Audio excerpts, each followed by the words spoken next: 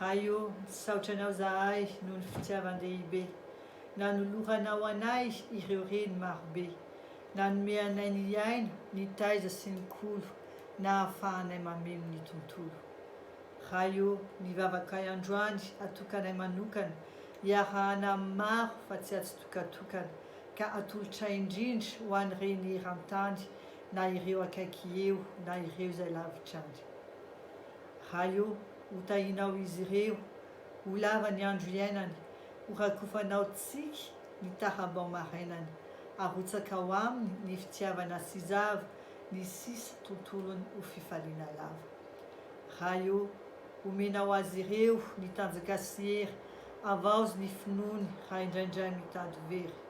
Ampaherezo hatrany ny fony sy ny sainy, satria anao mahatsapa fa izany no ilainy.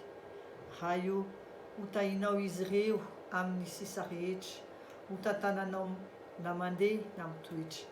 Arovanao hatrany amin'ny lalana izay diaviny, ho tsinjovinao ny ampitso rehetra ho aviny.